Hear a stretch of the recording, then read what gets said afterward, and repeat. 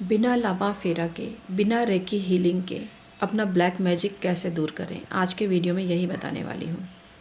मित्रों, आप लोग उपाय करते हैं, उनसे आपको फ़ायदा भी होता है, लेकिन बहुत से लोगों के मनोमस्तिष्क में ये बात गहरे से बैठ जाती है कि उन पर किसी ने कुछ किया है और इससे वो बचने के लिए बहुत से तांत्रिक झाड़ फूँक करने वाले या फिर रेकी हीलर या फिर लामा फेरा हीलर के पास में जाते हैं।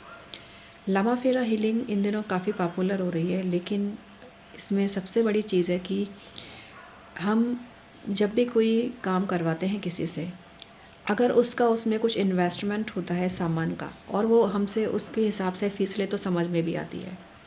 ठीक है, लामा फेरा हीलिंग में सिंबल्स होते हैं और काफ़ी पावरफुल होते हैं, लेकिन उसमें लामा फेरा करने वालों की मेहनत है, उसमें ऐसा कुछ बहुत बड़ा खर्चा नहीं होता है। लेकिन बड़े दुख की बात है कि लामा फेरा हीलर्स जब हमने मार्केट में सर्च किया तो बहुत लंबा चौड़ा बिल बनाते हैं, बहुत कुछ करते हैं। ऐसा हो सकता है आप एक लामा फेरा हीलर हो और आप ऐसा नहीं करते हो, या आप रेकी हीलर हो और आप ऐसा नहीं करते हो। लेकिन रेकी हीलिंग में भी बहुत ज़्यादा कुछ लोग पैसे लेते हैं, लामा फेरा में बहुत ज़्यादा कुछ लोग पैसे लेते हैं। एक तरफ तो समाज सेवा की बड़ी बड़ी बातें करते हैं, गरीबों की सेवा की बड़ी बड़ी बातें करते हैं, लेकिन जब लूटने पे आते हैं तो कोई लिमिट नहीं होती है। तो मेरा सबसे निवेदन है कि रेकी विद्या और ये जो लामा फेरा विद्या है, इसके मूल में समाज सेवा ही है। ये भगवान बुद्ध की विद्या मानी गई है। भगवान बुद्ध हीलिंग करते हैं, ऐसा कहा गया है। भगवान बुद्ध जिन्होंने स्वेच्छा से सारे सुख वैभव त्यागे, उन्हीं की हीलिंग के नाम पर 25,000, 50,000, 1 लाख तक लोग लेते हैं। 10,000 तो मिनिमम सुना ही है, 10,000 लेते हैं मिनिमम। तो अरे किसी और का ख्याल नहीं तो कम से कम भगवान बुद्ध की तो लाज रखो आप लोग। मैं उन लोगों को बोल रही हूँ जिन्होंने लूटपाट मचा रखी है रेकी और एंजल हीलिंग के नाम पर या लामा फेरा के नाम पर।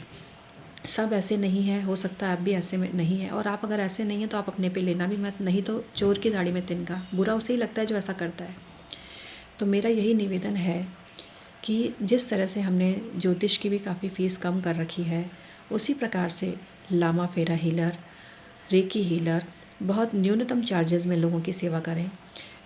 ऐसा नहीं है कि गरीबों को ही पैसे की ज़रूरत पड़ती है, एक मध्यम वर्गीय इंसान भी बड़ी मुश्किल से पैसा निकालता है। तो आपको उनके हित की भी सोचनी चाहिए और बहुत ही नॉमिनल चार्जेस 500, 1000 या 2000 लेकर लामा फेरा या रेकी हीलिंग करनी चाहिए।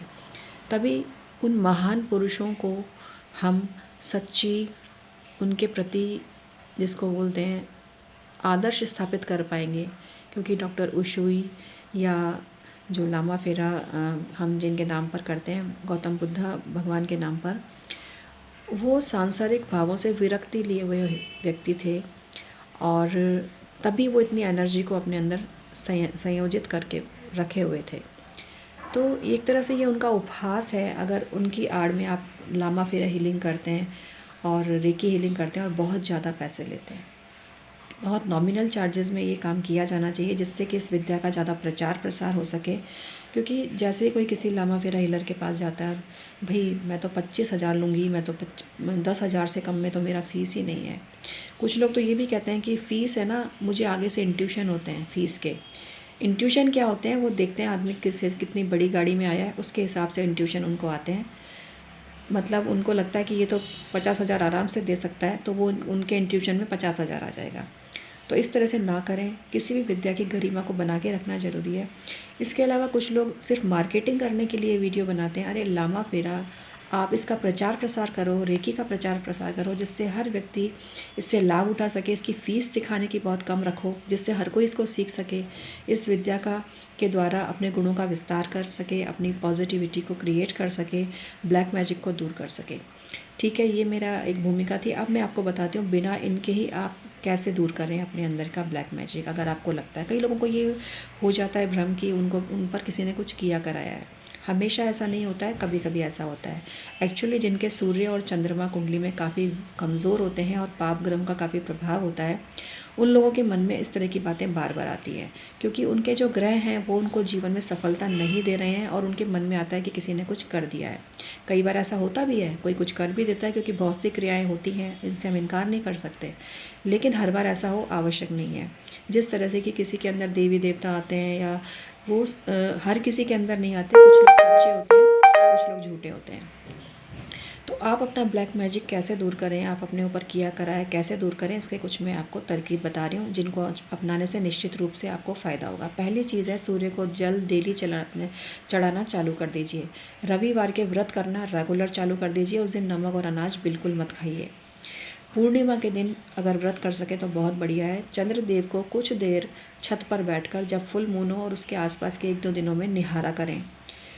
चंद्रदेव को जब निहारेंगे आप तो निश्चित रूप से आपके जो मनोमस्तिष्क है उसमें जो पाप ग्रहों का प्रभाव है वो क्षीण होता है और शुभत्व बढ़ता है। सूर्य देव को सुबह सुबह प्रणाम करें। सूर्य देव की एनर्जी को सुबह सुबह अपने भीतर ग्रहण करें तो आपको बहुत फ़ायदा होगा।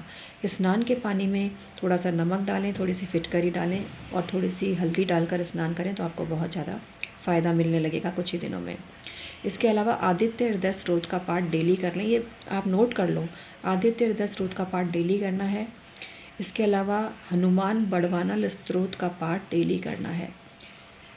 हनुमान बड़वानल स्त्रोत का पाठ डेली करना है। और देवी कवच का पाठ, जो दुर्गा सप्तशती में देवी कवच का पाठ डेली करिए।